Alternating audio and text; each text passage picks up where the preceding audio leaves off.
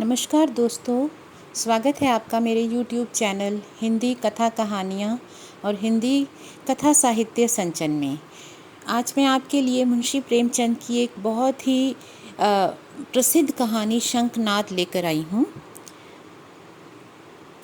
शंखनाद। भानु चौधरी अपने गांव के मुखिया थे। गांव में उनका बड़ा मान था। दारोगा जी उन्हें टाट के बिना ज़मीन पर ना बैठने देते थे। मुखिया साहब की ऐसी धाक बधी हुई थी कि उनकी मर्जी बिना गांव में एक पत्ता भी नहीं हिल सकता था। कोई घटना, चाहे वह सास बहू का विवाद हो, चाहे मेड़ या खेत का झगड़ा, चौधरी साहब के शासनाधिकारी को पूर्ण रूप से सचेत करने के लिए काफ़ी था। वह तुरंत घटनास्थल पर पहुंचते, तहकीकात होने लगती। गवाह और सबूत के सिवा किसी अभियोग की सफलता चलाने में जिन बातों की ज़रूरत होती है, उन सब पर विचार होता और चौधरी जी के दरबार से फैसला हो जाता। किसी को अदालत जाने की ज़रूरत ना पड़ी। हाँ, इस कष्ट के लिए चौधरी साहब कुछ फीस ज़रूर लेते थे।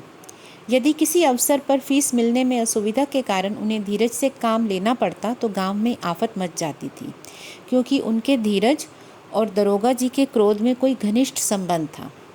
सारांश यह है कि चौधरी से उनके दोस्त दुश्मन सभी चौकन्ने रहते थे। चौधरी महाशय के 3 सुयोग्य पुत्र थे। बड़े लड़के बितान एक सुशिक्षित मनुष्य थे।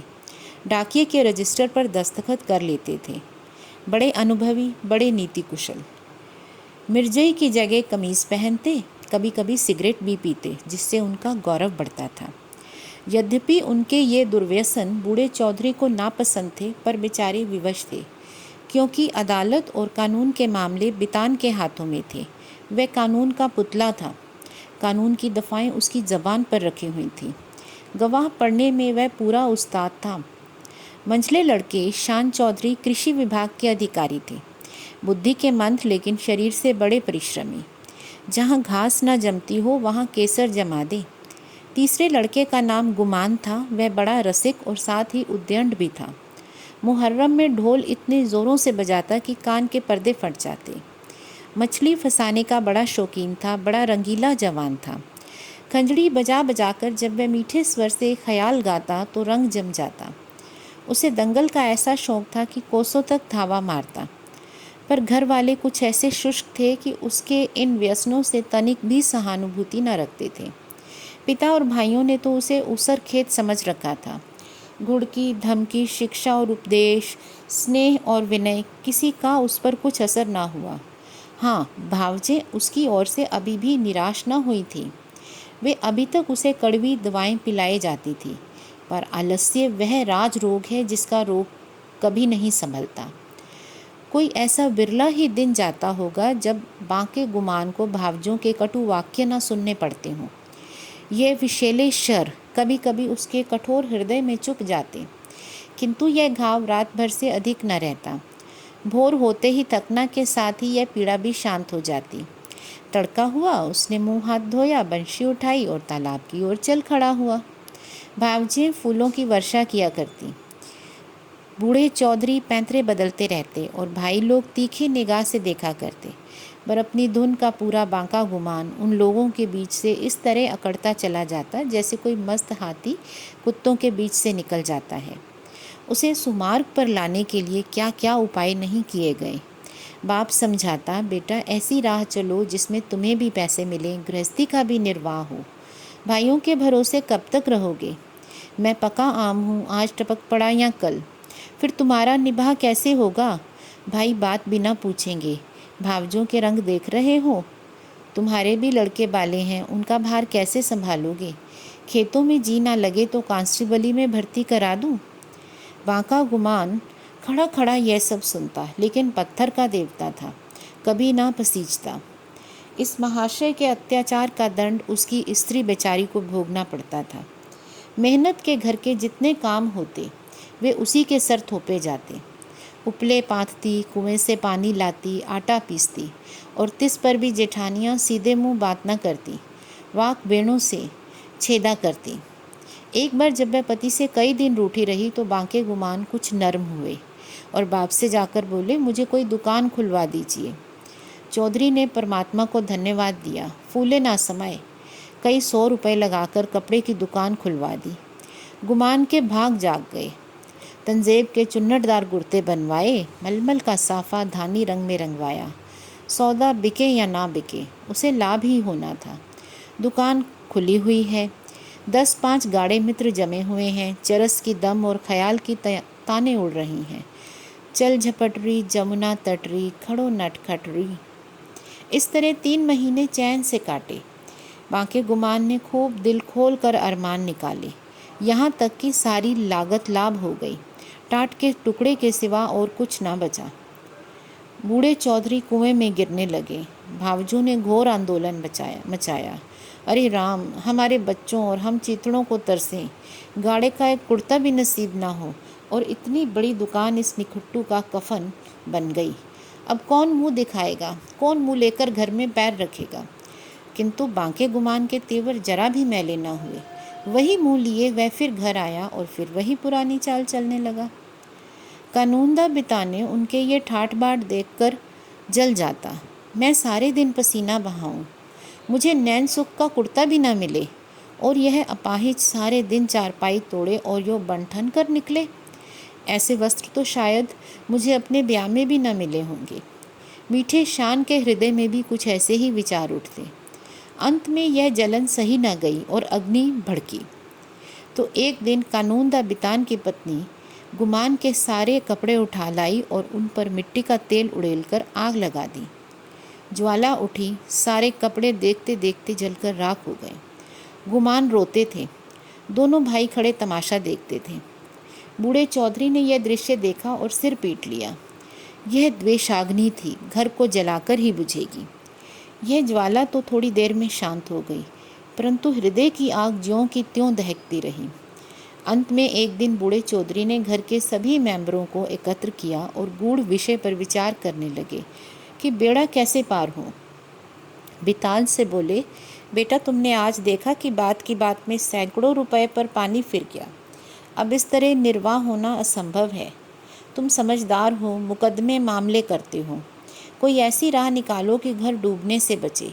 मैं तो चाहता था कि जब तक चोला रहे सबको समेटे रहूं, मगर भगवान के मन में कुछ और ही है। बितान की नीति कुशलता और उसकी चतुर सहगामनी के सामने लुप्त हो जाती थी। वह अभी इसका उत्तर सोच ही रहे थे कि श्रीमती जी बोल उठी, दादाजी, अब समझाने बुझाने से काम नहीं चलेगा। सहते सहते हमारा कलेजा पक गया। बेटे की जितनी पीड़ बाप को होगी, भाइयों को उतनी क्या, उससे आधी भी नहीं हो सकती। मैं तो साफ कहती हूँ, गुमान को तुम्हारी कमाई में हक है। उन्हें कंचन के कौर खिलाओ और चांदी के हिंडोले में झुलाओ। हम में ना इतना बूता है और ना इतना कलेजा। हम अपनी झोंपड़ी अलग बना लेंगे। हाँ, जो कुछ हमारा है वह हमें मिलना चाहिए। बांट बखरा कर दीजिए, भला से 4 आदमी हंसेंगे, पर अब कहाँ तक दुनिया की लाज ढोवें। नीतिज्ञ बितान पर इस प्रबल वक्तव्य का जो असर हुआ वह उनके विकासित और कुमोदित चेहरे से झलक रहा था।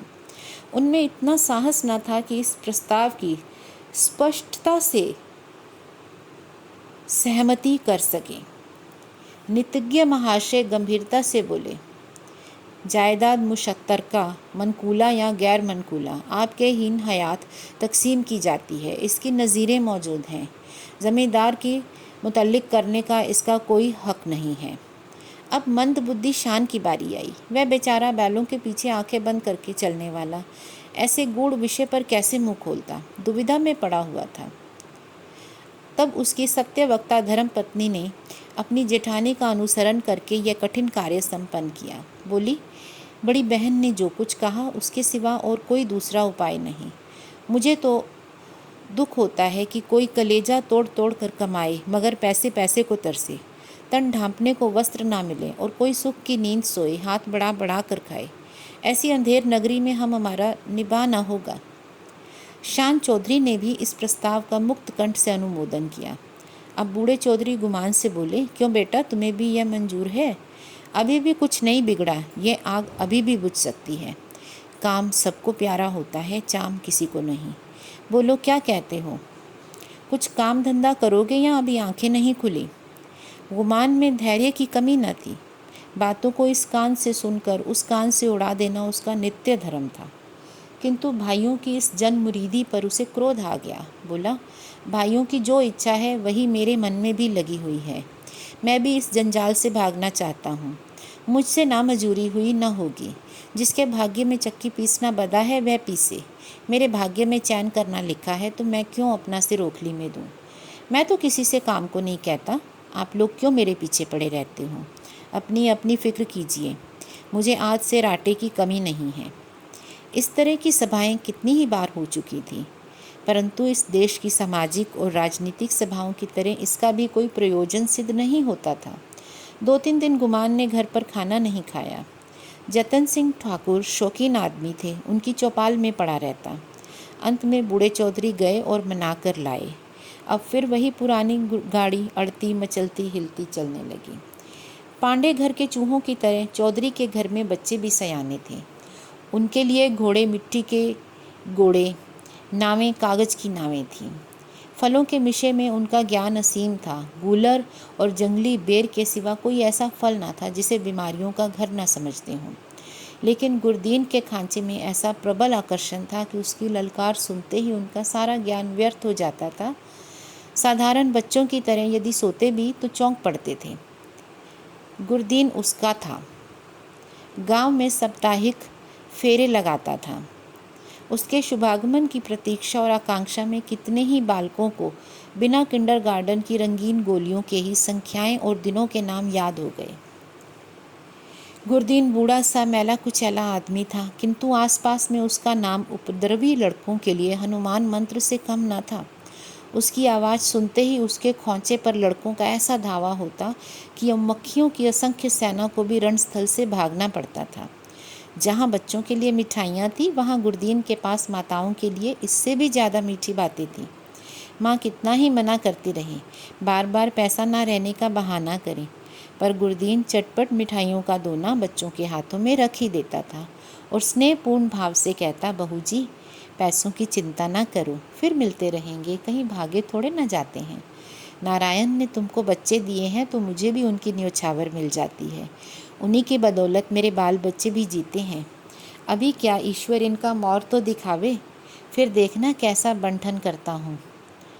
गुरदीन का यह व्यवहार चाहे वाणिज्य नियमों के प्रतिकूल ही ना हो, चाहे 9 नगद सही 13 उधार नहीं वाली कहावत अनुभव सिद्ध ही क्यों ना हो, किंतु मिष्ठाभाषी गुरदीन को अपने इस व्यवहार पर पछताने या उसमें संशोधन करने की कभी ज़रूरत नहीं हुई। मंगल का शुभ दिन था। बच्चे बड़ी बेचैनी से अपने दरवाजे पर खड़े गुरदीन की राह देख रहे थे। कई उत्साही लड़के पेड़ पर चढ़ गए और कई अनुराग से विवश होकर गांव से बाहर निकल गए थे। सूर्य भगवान अपना सुनहला गाल लिए पूरब से पश्चिम जा पहुँचे थे। इतने में ही गुरदीन आता हुआ दिखाई दिया। लड़कों ने दौड़कर उसका दामन पकड़ा और आपस में खींचातानी होने लगी। कोई कहता था मेरे घर चलो, कोई अपने घर का न्योता देता था। सबसे पहले भानु चौधरी का मकान पड़ा। गुरदीन ने अपना खोंचा उतार लिया। मिठाइयों की लूट शुरू हो गई। बालकों और स्त्रियों का ठठ लग गया। हर्ष और विषाद, संतोष और लोभ, ईर्ष्या और क्षोभ, द्वेष और जलन की नाट्यशाला सज गई। कानूनदा बितान की पत्नी अपने तीनों लड़कों को लिए हुए निकली। शान की पत्नी भी अपने दोनों लड़कों के साथ उपस्थित हुई। गुरदीन ने मीठी बातें शुरू की। पैसे झोली में रखे, धेले की मिठाई दी और धेले का आशीर्वाद। लड़के दोनों को लिए हुए उछलते कूदते घर में दाखिल हुए। अगर सारे गांव में कोई ऐसा बालक था जिसने गुरदीन की उदारता से लाभ उठाया तो वह बांके गुमान का लड़का धान था। यह कठिन था कि बालक धान अपने भाइयों को हंस हंस कर उछल उछल कर मिठाइयाँ खाते देखकर सब्र कर जाए। उस पर तुर्रा यह कि उसे मिठाइयाँ दिखा कर ललचाते और चिढ़ाते थे। बेचारा धान चीखता और अपनी माता का आंचल पकड़ पकड़ कर दरवाजे की ओर खींचता था, पर अबला क्या करे, उसका हृदय बच्चे के लिए ऐंठ ऐंठ कर जाता था। उसके पास एक पैसा भी नहीं था। अपने दुर्भाग्य पर, जिठानियों की निष्ठुरता पर और सबसे ज़्यादा अपने पति के निखट्टूपन पर कुड़ कुड़ कर रह जाती थी। अपना आदमी ऐसा निकम्मा ना होता तो क्यों दूसरों का मुंह देखना पड़ता, क्यों दूसरों के धक्के खाने पड़ते। उठा लिया और प्यार से दिलासा देने लगी, बेटा रो मत, अब की बार गुरदीन आवेगा तो तुम्हें बहुत सी मिठाई ले दूँगी। मैं इससे अच्छी मिठाई बाज़ार से मंगवा दूँगी। तुम कितनी मिठाई खाओगे? यह कहते कहते उसकी आंखें भर आई। ओह, ये आज मनहूस मंगल आज फिर आवेगा और फिर ये बहाने करने पड़ेंगे। हाय, अपना प्यारा बच्चा धेले की मिठाई को तरसे और घर में किसी का पत्थर का कलेजा न पसीजे। वह बेचारी तो इन चिंताओं में डूबी हुई थी और धान किसी तरह चुप ना होता था। जब कुछ वश न चला तो माँ की गोद से उतरकर ज़मीन पर लौटने लगा और रो रो कर दुनिया सिर पर उठा ली। माँ ने बहुत बहलाया फुसलाया, यहाँ तक कि उस बच्चे के उस पहट पर क्रोध भी आ गया। मानव हृदय के रहस्य कभी समझ में नहीं आते। कहाँ तो बच्चे को प्यार से चिपटाती थी, ऐसी झल्लाई कि 2-3 थप्पड़ जोर से लगाए और घुड़कर बोली, चुप कर अब आगे, तेरा ही मुँह मिठाई खाने को है, अपने दिन को नहीं रोता, मिठाई खाने चला है। बांका गुमान अपनी कोठड़ी के द्वार पर बैठा यह कौतुक बड़े ध्यान से देख रहा था। वह इस बच्चे को बहुत चाहता था। इस वक्त के थप्पड़ उसके हृदय में तेज भाले के समान लगे और चुभ गया। शायद इसका अभिप्राय भी यही था। दुनिया रुई को धुनने के लिए ताक पर चोट लगाता है। जिस प्रकार पत्थर और पानी में आग छिपी रहती है, उसी तरह मनुष्य के हृदय में भी, चाहे वह कैसा भी क्रूर और कठोर क्यों न हो, उत्कृष्ट और कोमल भाव छिपे रहते हैं। गुमान की आंखें भर आईं। आंसू की बूंद बहुधा हमारे हृदय की मलिनता को उज्ज्वल कर देती है। गुमान सचेत हो गया। उसने जाकर अपने बच्चे को गोद में उठा लिया और अपनी पत्नी से करुणोपादक स्वर में बोला, बच्चे पर इतना क्रोध क्यों करते हो? तुम्हारा दोषी मैं हूँ, मुझको जो चाहे दंड दो। परमात्मा ने चाहा तो कल से लोग इस घर में मेरा और मेरे बाल बच्चों का भी आदर करेंगे। तुमने मुझे आज सदा के लिए इस तरह जगा दिया मानो मेरे कान में शंख नाद कर मुझे कर्म पथ पर प्रवेश का उपदेश दिया हो। इस कहानी में भी मुंशी प्रेमचंद ने हमें जीवन मूल्यों के बारे में बताया है कि अगर हम मेहनत से अपने काम करें तो हमें अपने घर परिवार में और बाहर हर जगह आदर सम्मान मिलता है। पैसे के बिना किसी का सम्मान नहीं है। हाँ, हमें पैसे का लालच नहीं करना चाहिए और पैसा आ जाने पर घमंड भी नहीं करना चाहिए, लेकिन पैसे के प्रति बिल्कुल भी हमें आसक्ति नहीं होनी चाहिए और अपनी ज़रूरतों के मुताबिक तो हमें हमेशा कमाना ही चाहिए। ये धन संपत्ति हमारे परिवार के, हमारे अपनों के काम आती है और उनको समाज में सम्मान भी दिलवाती है, उनकी ज़रूरतें भी पूरी करती है। और इसी तरह से इस कहानी के नायक को भी यह समझ आ गई कि उसे अपने परिवार का पेट पालना है। चाहे किसी भी तरह से उसे ये बात समझ आई हो, उसे अपने घर परिवार का पेट पालना है, उनके लिए कमाना खाना है, वो उसकी जिम्मेदारी है। और इस तरह से हमारा नायक भी अपने काम धंधे की ओर आगे बढ़ चला। धन्यवाद।